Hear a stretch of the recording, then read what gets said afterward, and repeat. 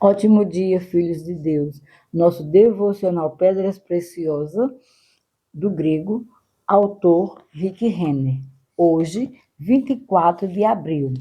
Título: Crucificado. Texto base está em Mateus 27, verso 34 e 35. Deram-lhe a beber vinho com fel, mas ele, provando, não o quis beber, depois de o crucificarem. A Bíblia diz que quando Jesus chegou ao Gólgota, deram-lhe a beber vinho com fel. Segundo a lei judaica, um homem que estivesse prestes a ser executado poderia pedir um narcótico misturado com vinho para ajudar a aliviar a dor de sua execução.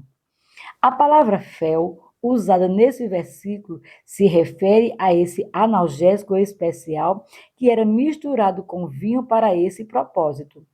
Havia em Jerusalém um grupo de mulheres bondosas que fizeram disso sua boa ação, ajudando a anestesiar a dor de pessoas que estavam tendo mortes horríveis.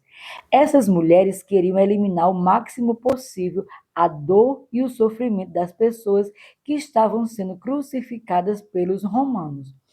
Portanto, produziu o analgésico caseiro sobre o qual Mateus nos fala nesse versículo.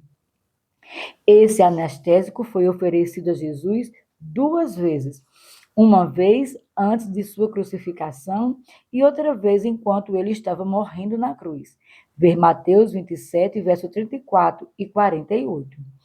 Nos dois casos, Jesus recusou a oferta e não quis beber, por saber que devia consumir todo o cálice que o Pai lhe havia dado para beber. O versículo 35 começa dizendo: depois de o crucificarem. A palavra crucificar é a palavra grega staurau, da palavra estauros, que descreve uma estaca vertical pontiaguda que era usada para a punição de criminosos. Essa palavra era usada para descrever aqueles que eram pendurados, empalados ou decapitados e depois exibidos publicamente. Seu uso estava sempre relacionado com a execução pública. O objetivo de pendurar um criminoso publicamente era trazer ao acusado mais humilhação e uma punição adicional. A crucificação era indiscutivelmente uma das formas mais cruéis e bárbaras de castigo do mundo antigo. O historiador judeu Flávio Joséfo descreveu a crucificação como a mais desonrada das mortes. Ela era vista como tanto horror que em uma das cartas da Sêneca a Lucílio, Sêneca escreveu que o suicídio era preferível à crucificação. Diferentes partes do mundo tinham diferentes tipos de crucificação. Por exemplo, no Oriente, a vítima era decapitada e depois pendurada em exposição pública. Entre os judeus, a vítima era primeiramente morta por apedrejamento e depois pendurada em uma árvore. Deuteronômio, capítulo 21, versos 22 e 23, ordenava: se alguém houver pecado, passível de pena de morte, e tiver sido morto, e os pendurares no madeiro, o seu cadáver não permanecerá no madeiro durante a noite, mas certamente o enterrarás no mesmo dia, porquanto o que for pendurado no madeiro é maldito de Deus. Porém, quando Jesus foi crucificado, o penoso ato de crucificação estava inteiramente nas mãos das autoridades romanas. Essa punição era reservada aos infratores mais graves, habitualmente os que haviam cometido algum tipo de traição ou que haviam patrocinado ou participado de terrorismo contra o Estado. Pelo fato de Israel odiar as tropas romanas de ocupação, insurreições surgiam frequentemente no meio da população, como meio de intimidação para impedir que as pessoas participassem de revoltas. A crucificação era praticada regularmente em Jerusalém. Crucificando publicamente os que tentavam derrubar o governo, os romanos enviavam um poderoso sinal de medo aos que poderiam ficar tentados a seguir os seus passos. Ao chegar ao lugar onde a crucificação deveria ocorrer, o criminoso era deixado na viga que carregava, com os braços estendidos. Então, um soldado fincava cada um dos punhos na viga, atravessando com um grande prego de ferro, 12,5 centímetros. Após ser pregado na viga, a vítima era içada como uma corda e a viga era jogada em um entalhe na parte superior da estaca.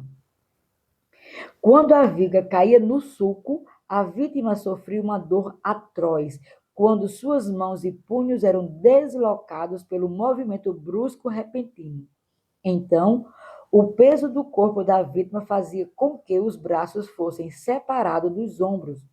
Joséfo escreve que os soldados romanos, por raiva e ódio, se divertiam pregando seus prisioneiros em diferentes posturas.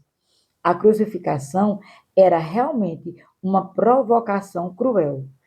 Quando a vítima era pregada na cruz, os pregos não atravessavam as palmas das mãos, e sim os punhos. Quando os punhos estavam presos no lugar, os pés eram pregados.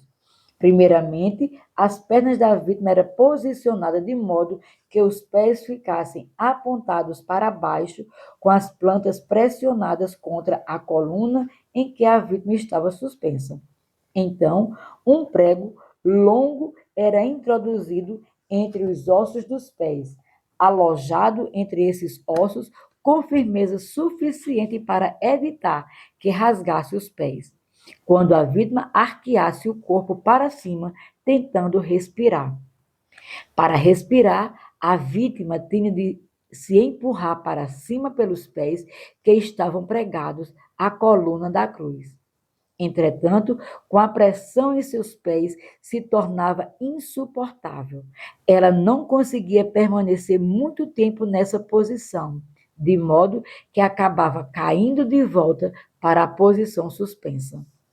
À medida que a vítima se empurrava para cima e desabava repetidas vezes durante um longo período de tempo, seus ombros acabavam se deslocando e saíam da articulação. Em breve, os ombros desarticulados eram seguidos pelos cotovelos e punhos.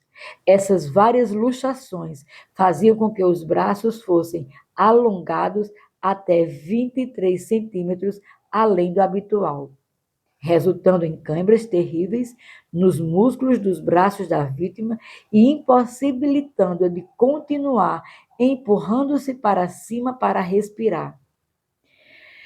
Quando, enfim, ela estava demasiadamente exausta e não conseguia mais se empurrar para cima, apoiando-se no prego alojado em seus pés, começava o processo de asfixia. Jesus sofreu toda essa tortura.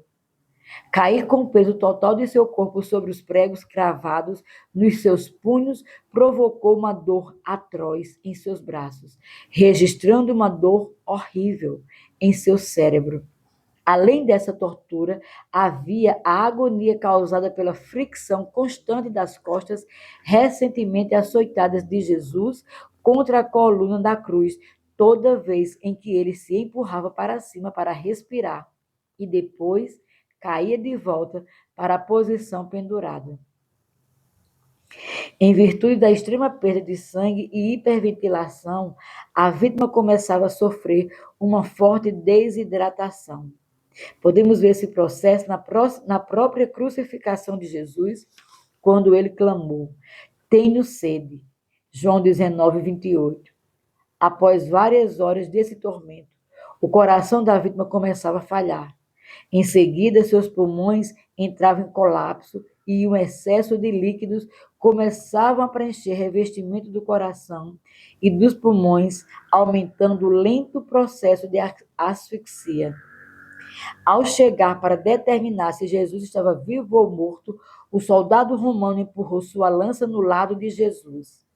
Certo especialista destacou que se Jesus estivesse vivo quando o soldado fez isso, o soldado teria ouvido um forte som de sucção causado pelo ar sendo inalado por meio da ferida recentemente feita no tórax.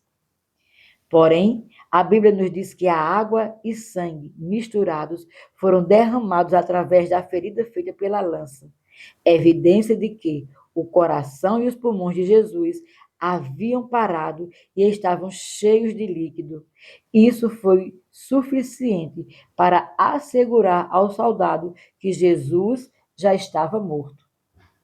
Era costumeiro os soldados romanos quebrarem os ossos das pernas da pessoa que estava sendo crucificada, impossibilitando-a de mover-se para cima para respirar, e assim causando asfixia muito mais rapidamente. Entretanto, por causa do sangue e da água que jorravam do lado de Jesus, ele já foi considerado morto. Como não havia motivo para os soldados acelerarem a morte de Jesus, suas pernas nunca foram quebradas. Esta, meu amigo, é uma breve amostra da crucificação romana.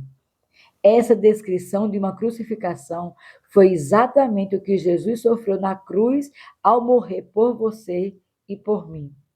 Foi por isso que Paulo escreveu: e reconhecido em figura humana, a si mesmo se humilhou, tornando-se obediente até a morte e morte de cruz. Filipenses 2, versos 7 e 8. Em grego, a ênfase está na palavra "e", da palavra grega "di", que dramatiza o argumento de que Jesus se humilhou a tal ponto que morreu até mesmo a morte de cruz. O método mais baixo, humilhante, degradante, vergonhoso, doloroso de morte existente no mundo antigo. Agora você entende porque as mulheres bondosas de Jerusalém preparavam analgésicos caseiros para os que estavam sendo crucificados. A agonia associada à crucificação é a razão de elas oferecerem a Jesus aquele fel logo antes do início da crucificação e novamente quando ele estava pendurado na cruz. Enquanto isso, os soldados próximos ao pé da cruz repartiram entre si as suas vestes, tirando a sorte. Mateus 27, verso 35. Eles não entenderam o enorme preço da redenção que estava sendo pago naquele momento em que Jesus pendia asfixiando até a morte, com os pulmões se enchendo de líquidos e impedindo de respirar. Segundo o costume romano, os soldados que realizavam a crucificação tinham direito às roupas da vítima. A lei judaica exigia que a pessoa que estava sendo crucificada estivesse nua. Então, ali estava Jesus pendurado, totalmente exposto e nu diante do mundo, enquanto seus crucificadores literalmente distribuíram entre si as suas roupas. O que tornava essa distribuição das roupas ainda mais desprezível era o fato de os soldados sortearem as suas vestes. O Evangelho de João registra que, quando crucificaram Jesus, tomaram-lhe as vestes e fizeram 4 partes para cada soldado, uma parte, e pegaram também a túnica. A túnica, porém, era sem costura, toda tecida de alto a baixo. Disseram, pois, uns aos outros: não a rasguemos, mas lancemos sorte sobre ela. João 19, verso 23 e 24. Esse relato nos informa que 4 soldados estavam presentes na crucificação de Jesus. As 4 partes de sua roupa distribuídas entre eles foram a peça da cabeça, as sandálias, o cinto e o talite, a roupa exterior com franjas na extremidade. Sua túnica, que era sem costura, era uma peça de vestuário feita à mão, costurada de cima a baixo. Por ser especialmente feita à mão, essa túnica era uma peça de roupa muito cara. Essa foi a razão de os soldados decidirem sorteá-la em vez de rasgá-la em 4 partes e estragá-la. Quando a Bíblia se refere a lançar sortes, isso indica um jogo durante o qual os soldados escreviam seus nomes em pedaços de pergaminho ou madeira ou em pedras, e depois jogaram as 4 peças com seus nomes em algum tipo de recipiente. Em razão de os soldados romanos que ajudaram a crucificar Jesus estarem em um local distante, é provável que um deles tenha tirado o capacete e o estendido aos outros. Depois de os outros jogarem seus nomes no capacete, o soldado o agitou para misturar os 4 nomes escritos e tirou aleatoriamente o nome do vencedor. É simplesmente notável. Tudo isso está acontecendo enquanto Jesus estava empurrando aquele enorme prego alojado em seus pés para conseguir respirar antes de cair de volta à posição suspensa. Enquanto as forças de Jesus continuavam a ser drenadas e a total consequência do pecado do homem se cumpria nele, os soldados ao pé da cruz faziam jogo para ver quem conseguia a sua melhor peça de roupa. Mateus 27, verso 36 diz: E assentados ali o guardavam. A palavra grega para guardar é tério. O tempo grego significa guardar constantemente ou estar constantemente em guarda. Era responsabilidade desses soldados manterem as coisas em ordem, manter sob guarda o local de crucificação e assegurar que ninguém fosse resgatar Jesus da cruz. Então, enquanto faziam o sorteio e jogavam jogos, os soldados também vigiavam com os cantos dos olhos para garantir que ninguém tocasse Jesus enquanto ele morria pendurado na cruz. Quando leio sobre a crucificação de Jesus, sinto vontade de pedir perdão pela insensibilidade com que o mundo olha para a cruz atualmente. Em nossa sociedade, a cruz se tornou um artigo de moda, decorado com pedras preciosas, brilhantes, ouro e prata. Belas cruzes de joalheria adornam orelhas de mulheres e balançam em correntes e colares de ouro. O símbolo da cruz é até tatuado na carne das pessoas. O motivo disso me ser tão perturbador é que, ao embelezarem a cruz para que ela seja agradável de observar, as pessoas se esqueceram de que ela não era linda nem ricamente decorada. De fato, a cruz de Jesus era chocante e apavorante. O corpo totalmente nu de Jesus foi exibido de forma humilhante a um mundo que observava. Sua carne estava rasgada em farrapos. Seu corpo estava ferido da cabeça aos pés. Ele tinha de elevar o corpo para cima a cada vez que respirava. E seu sistema nervoso enviava sinais constantes de dor atroz ao seu cérebro. O sangue molhava o rosto de Jesus e escorria de suas mãos, seus pés e dos incontáveis cortes e ferimentos abertos que a flagelação havia deixado em seu corpo. Na realidade, a cruz de Jesus Cristo era uma visão repugnante, repulsiva, nauseante de provocar mal-estar, totalmente diferente das cruzes atraentes que hoje as pessoas usam como parte de suas joias ou adornos.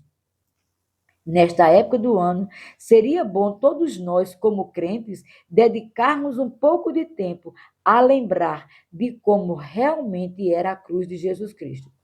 Se não decidirmos deliberadamente meditar sobre o que ele passou, nunca seremos totalmente gratos pelo preço que ele pagou por nós. Quão trágico seria se perdêssemos de vista a dor e o preço da redenção. Quando deixamos de nos lembrar do que custou a Jesus a nossa salvação, tendemos a tratá-la com desdém e desconsideração.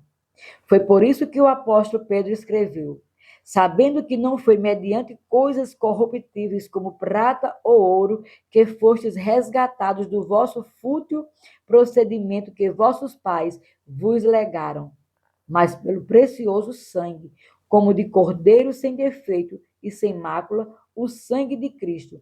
1 Pedro, capítulo 1, verso 18 e 19. As mulheres bondosas de Jerusalém quiseram anestesiar Jesus para remover sua dor. Ele recusou o analgésico e entrou na experiência da cruz com todas as suas faculdades mentais. Não permitamos que o mundo nos anestesie, fazendo com que negligenciemos ou esqueçamos o preço real pago na cruz. Porque não separar hoje um tempo para permitir que a realidade da cruz entre profundamente em seu coração e em sua alma. Ao fazê-lo, você descobrirá que isso fará com que você ame Jesus muito mais do que o ama neste momento. Minha oração para hoje. Senhor, ajuda-me a nunca me esquecer do preço que tu pagaste na cruz pela minha salvação. Perdoa-me pelos tempos em que minha vida começa a se mover com tanta rapidez que não me lembro do que tu fizestes por mim. Ninguém mais poderia ter ocupado o meu lugar. Ninguém mais poderia ter pago o preço pelo meu pecado. Então, tu fostes à cruz carregando o meu pecado, minha doença, minha dor e minha falta de paz. Aquela cruz foi o lugar onde foi pago o preço da minha libertação. Hoje quero te agradecer do fundo do meu coração por teres feito isso por mim. Assim eu oro em o nome de Jesus. Minha confissão para hoje. Confesso com ousadia e gratidão que o sangue de Jesus Cristo foi derramado por mim. Aquele sangue precioso cobriu o meu pecado e me limpou. E hoje me justifica diante de Deus. Graças à cruz, sou redimido do pecado, doença, dor e tormento.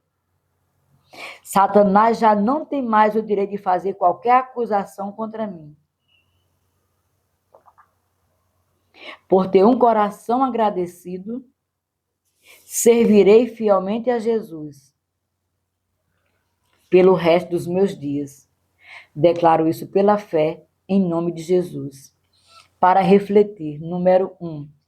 Quanto tempo faz que você realmente olhou para a cruz e considerou o que Jesus fez por você no Calvário? 2. Você consegue se lembrar do dia em que se voltou para o Senhor, se arrependeu do seu pecado e entregou sua vida a Jesus? Quando foi esse dia de sua vida? Onde você estava quando isso aconteceu? Número 3. Você tem parentes, amigos, sócios ou colegas de trabalho que não são salvos? Você já lhes contou a melhor notícia do mundo, que Jesus morreu por eles, para que eles pudessem ser salvos e suas vidas fossem transformadas para sempre? Se ainda não o fez, por que não? Sejamos abençoados na prática da palavra.